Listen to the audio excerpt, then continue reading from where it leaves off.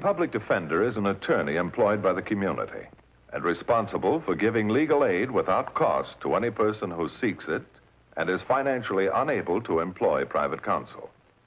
It is his duty to defend those accused of crime until the issue is decided in a court of law. The first public defender's office in the United States was opened in January 1913. Over the years, other offices were opened. And today, that handful has grown to a network of lawyers cooperating to protect the rights of our clients. In many cases, we do more than defend a man legally. Sometimes he needs a special kind of help, as in the case of Fred Daniels. A cold drink. In machine.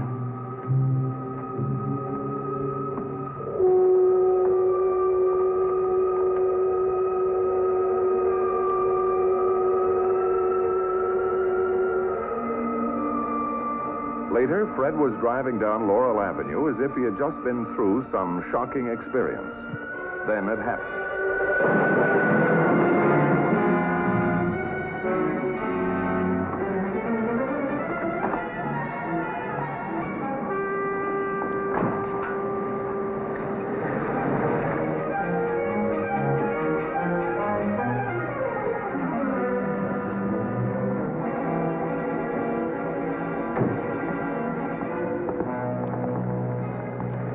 What's your name, fella?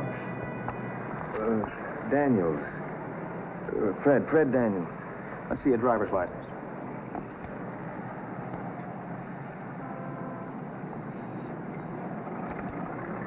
Where were you heading when you crashed?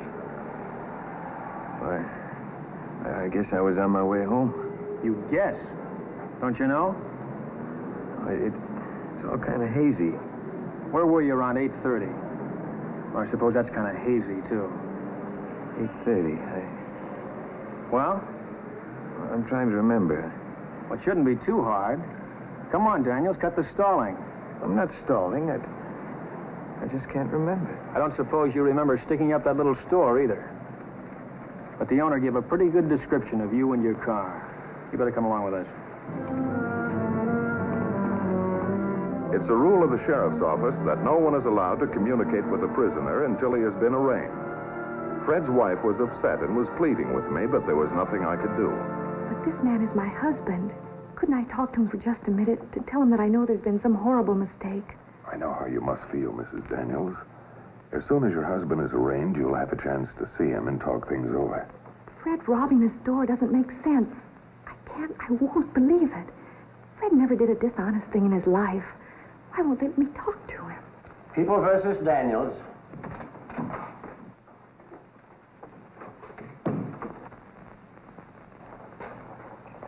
Have you an attorney? No, Your Honor. Have you the money to employ one? No, sir. Public defender appointed.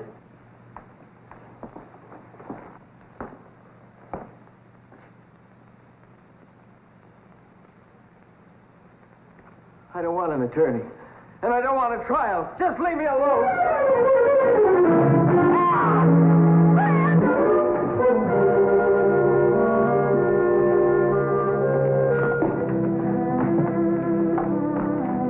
Remember, I love you, darling. I love you, and I believe in you. In a couple of days, this will all be over. So don't worry. As soon as possible, I met Fred in the interview room. It was my first chance to talk with him. We don't have very much time, Fred, so tell me the truth. What happened? You gotta believe me, Mr. Matthews. I just can't remember. You mean you can't or don't want to remember? Well, of course I want to. All I remember is I left the house. It was after dinner. I'd had an argument with Alice about the bills. What happened after that is complete blank. You don't remember where you were around 8:30? Nothing. Till around, it was 10 o'clock. I was driving down Laurel Avenue and my car crashed. Do you remember the police picking you up? How could I forget it? Being dragged off to jail like a criminal. Detectives fingerprinting me and grilling me, and some man named Quimby telling the police, yeah, that's the guy, all right. And then I was booked for robbery, for entering his store and cleaning out the cash register. You denied it? Well, of course I denied it. I'm not a thief, Mr. Matthews. I never touched a nickel that didn't belong to me. As for this fella Quimby, I never saw him before. But he positively identified you, which is serious. Unless you can tell us where you were and what you were doing at that time. Well, that's going to be tough. Yeah, everything's tough from the day you're born. But I had a way out, Mr. Matthews. It could have been all over this morning if you hadn't stopped me. Maybe a way out for you, Fred. But what about your wife? Well, isn't Alice worse off this way? I'm not much of a husband, Mr. Matthews. All I ever brought her was trouble and disgrace. Now she'll probably see me sent to prison. It's my job to try and keep that from happening. That same afternoon, I talked over Fred's case with Dr. Potter, a friend of mine and psychiatrist of the mental hospital at Ferndale. Before I'd venture any opinion, Bart, I'd want to study this fellow firsthand. I wish you would, Frank. I wish you hadn't told me about him. I'm on vacation. Left Ferndale to get a week's rest. Oh, it won't take too long, and if we could just help this fellow... All right, you're breaking my arm. I'll put him under observation. Thanks. And I've got some work to do, too.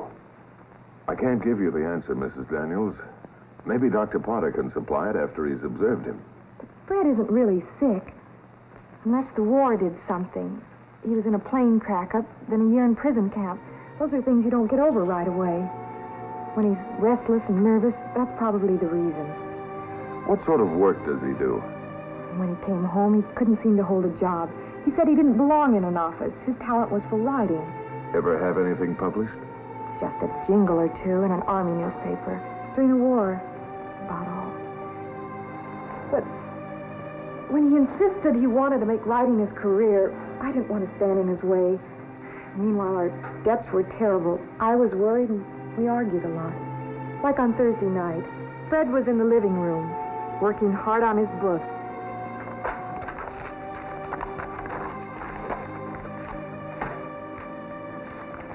Well, there it is. 6 months of hard labor. The story still isn't right. I have to start all over again from page 1. Maybe you'd be better, Fred, if you went back to work. Well, isn't writing work?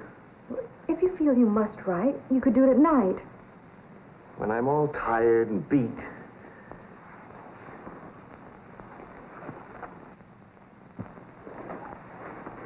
Do we have to go all over this again?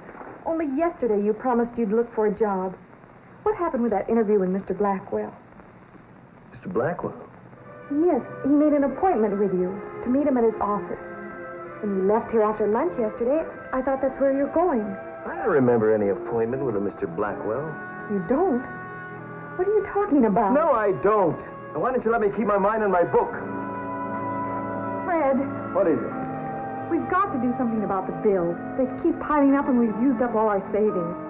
If you won't look for a job, I'm going to. No, I won't let you. But we haven't a penny in the world. We can't go on this way. Don't you understand? We don't have any money left. All right, Alice, why don't you say it? Say what? That I'm a drain on you. No good. Nothing but 6 feet of trouble. You'd never hear me say that, Fred. Oh, but you think it, don't you? And I don't want to hear any more about the bills. I'll get the money to pay for them. You leave it to me, and I'll get it tonight. What do you suppose he meant when he said he'd get that money? I'm sure it was just talk. He often acts that way, makes rash promises. You've been very frank, Mrs. Daniels. Thank you. You've helped me to understand your husband a lot better. There's more to this case than meets the eye, Frank. I can't see this Fred Daniels as the criminal type, can you? I'll go along on that, Bart. He's definitely a mental problem. Why doesn't his wife realize it? She's an intelligent woman. Wife is always the last one to admit it, even to herself. If ever a man needed psychiatric treatment, it's Daniels. I wish you'd tell that to Judge Fletcher. I will. As soon as I can prepare a complete report. Thanks, Frank. I appreciate it. A few days later, Judge Fletcher called a private hearing. Present were Dr. Potter, Alice, Ed Fraser from the district attorney's office, and myself. Dr. Potter? As Judge Fletcher will see in my report, our patient is the victim of fugue states, more commonly known as mental blackouts. Some of these spells last for hours at a time, during which he can remember nothing. He also suffers from a number of frustrations, which tend to aggravate an unbalanced mental condition. Could you make that a little clearer, Doctor? He's insecure. He shies away from responsibilities. And going blank is an easy way to shut out what you don't want to see or know or cope with. Well, that's why he couldn't remember his appointment with Mr. Blackwell. And that Thursday night. If you could only help him, Dr. Potter. It's quite possible, but it may take some time. Then what would you recommend? If Your Honor would consider committing the patient to the mental hospital, I'd like to make him my personal responsibility. I don't want Fred committed to a mental institution. No, no! Now, please, Mrs. Daniels, don't let the official name frighten you. The hospital's a remarkable place. I've seen wonders performed there. And with Dr. Potter offering to take a personal interest, Fred will have the best of care. I'm sorry. It was just the first shock of the thing. I should be very grateful. All that matters is to see Fred get well again. Then I'll make a formal commitment. A copy will be sent to the district attorney's office and one to the public defender. The patient will be transferred to the mental hospital tomorrow, Doctor. Fred was waiting for me in the attorney's room of the city jail. Alice had come with me to say goodbye. Not encouraging news, Fred. You're leaving here, Fred. I'm leaving? You're being released under Dr. Potter's personal care. Oh, why do I need Dr. Potter? Nothing wrong with me. No, dear, but Dr. Potter says it's your nerves. Oh, that's silly. Or maybe I'm a little nervous. Who wouldn't be? Slapped into jail for no reason. He wants to help you. You won't have to stay in jail. Okay. Let Dr. Potter have his little fun, just so long as I'm home again and a free man. Oh, it's not quite that simple, Fred. You've got to be where he can keep an eye on you for a while. He wants you out at Ferndale at the mental hospital.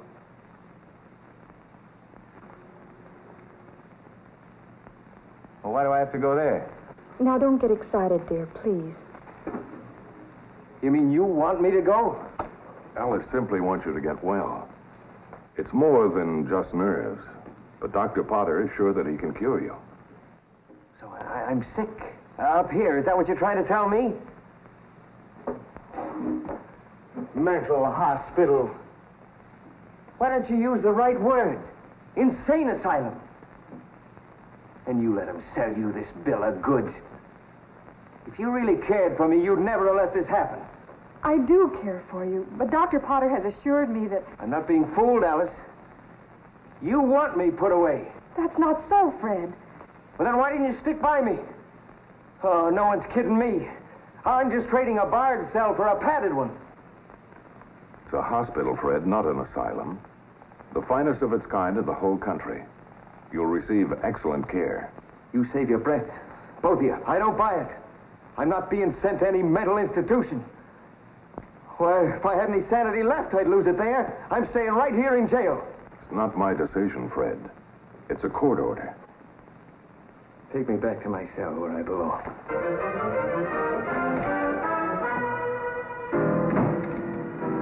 Mr. Matthews, I hope we're doing the right thing.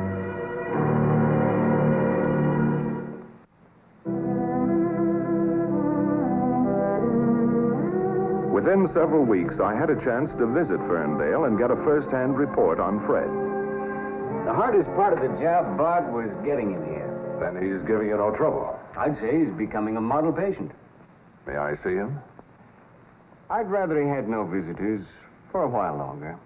What about this book he was trying to write? First thing I did was have his room fixed up like a writer's studio. Hemingway couldn't have asked for more.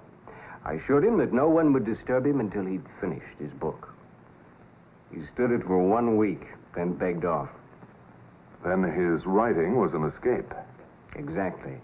But his bluff had been called. He realized if he was ever to get out of here, he'd have to start coping with reality.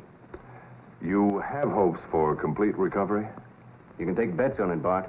And I'm sure of one thing. Tests indicate he's not the criminal type. Say, how's the case coming along? How about that shopkeeper who identified him? Oh, Quimby? Well, he could be wrong, and I'm going to try to find out. Thanks, Frank. Good luck.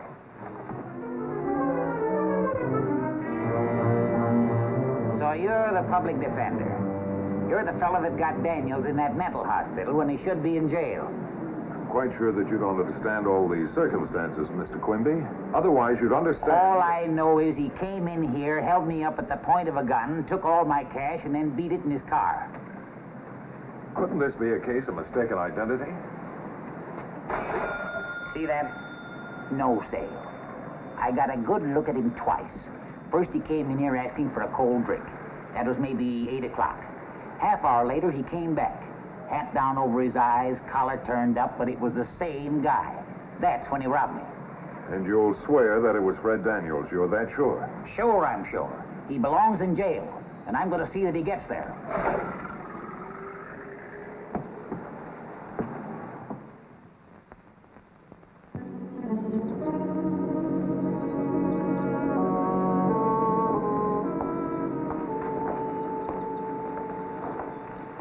Are you scared? About what? About leaving here? What you're going to do? Oh, no, honey. That's what's so wonderful about it. I really feel for the first time like embracing the future and molding it. Well, I don't mean reshaping the whole world or anything like that, but I can sure go to work on our little corner of it. Fred, when I hear you talk like this, it's like you never came back from the war till just now. Welcome home, darling.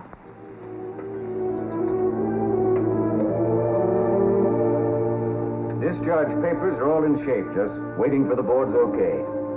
Mr. Matthews, there's been such a wonderful change in him. All he talks about is going home. Yes, it is wonderful, Mrs. Daniels, but, But what? well, I'm sorry, but there's still the trial. The trial? I don't understand. Fred will have to be returned to jail to stand trial for the robbery.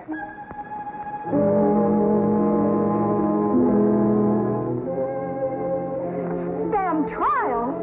Why didn't you tell me this before? We thought it better to wait. And to keep him believing this was the beginning of a wonderful new chapter in our lives, when there's nothing ahead of him except... You have to realize that the truth might have retarded his recovery, Mrs. Daniels, even made it impossible. Why must he be made to go through this torture for a crime he didn't do? Let's not give up hope so fast, Mrs. Daniels. Must you build up a man in mind and body just to be able to tear him down again? Fred could only remember where he was that awful night. Perhaps we can help him remember. He's still my patient. It's my right to try any treatment I might want. So let's not give up yet. I'm giving you a shot of sodium pentothal, Fred. I'm hoping it'll give us the results that we want. Well, that's okay with me, Doctor. Anything to get me out of this jam. You understand what it does? It induces talk. Works on the subconscious, brings out things that your conscious mind might be resisting. So, just take it easy. Give it time to take effect. Think carefully. Think back. It's that Thursday night. You're at home with Alice. I want to write. I got to start the book all over. Yes, we know, and you're angry with Alice. She's always worried about the bills. Gotta pay the bills. Gotta get the money. That's right, Fred. You want to get some money, so you go out. I'm in my car. I'm driving downtown. Thirsty. Stop in a little store. Where, Fred?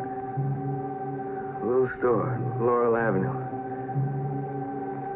I come back in my car.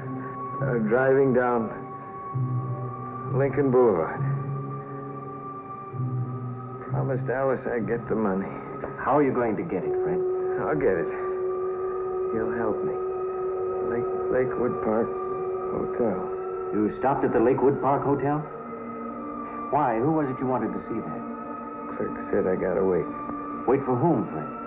Fred, please don't stop. Who was it you were waiting for?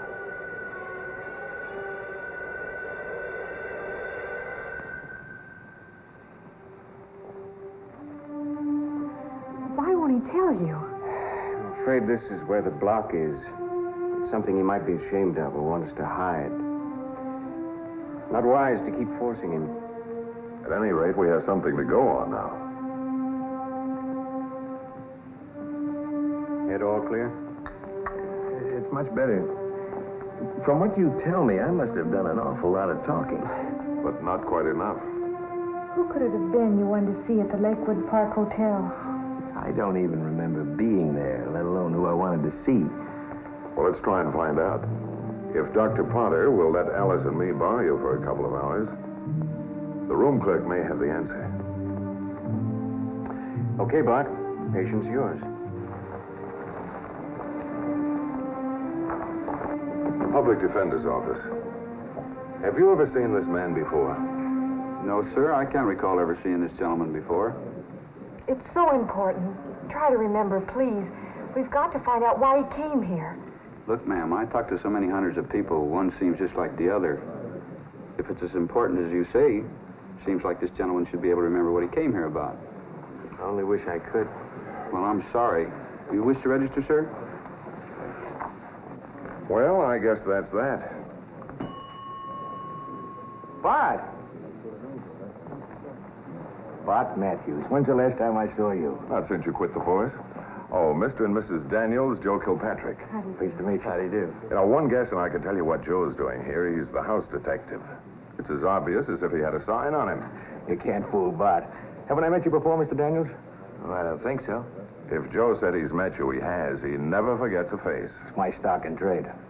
Hey, wait a minute. Maybe you met Fred here. You might be able to help us, Joe. We're trying to check up on something. Yeah, sure it was here about 6 weeks ago. You were asleep in the lobby and snoring loud enough to be arrested for disturbing the peace. Remember? I woke you up and asked what business you had here. Do you remember what time it was? Yeah, about 8. I just came on duty. You were waiting for someone, weren't you? And the clerk called and said you could see your friend now. It was someone on the 6th floor. Room 609. Always had a good memory for numbers. I just can't seem to connect things up. Who occupies 609? 609, that's Mr. Greenway. Is he in? I'll see, sir. Mr. Greenway's room, please. Oh, if one friend can't help another, it'd be a crazy world. Why didn't you let Alice know you were coming to see me? Well, I guess I was ashamed of asking for help. Oh, now that's nonsense. No, thanks. Well, anyway, everything's turning out all right. All we need is your testimony, Mr. Greenway. Well, sure, but there won't be much to it. Fred came up here and told me his troubles. He needed a little loan. After I gave it to him, we sat around until 9 shooting the old army breeze. He was here all that time. That's all I can say. Oh, that's all you have to say, right, Mr. Matthews? To old times, Fred, when we flew the hump together, huh? Now let's drink to new times, to the wonderful days ahead. Fred Daniels was released, free to go home and start life fresh. His experience in jail and in the mental hospital would make material for a book. But Fred is holding down a good job and tells me that he has neither time nor talent for any writing. Oh, incidentally, a man arrested just last week confessed to a series of robberies. Quimby's store was one of them. The case you have just seen was brought to a fair and just conclusion through the efforts of a public defender. Tonight, Philip Morris salutes Public Defender John L. Maddox, Marion County, Indianapolis, Indiana, and his staff for outstanding achievement in the cause of justice.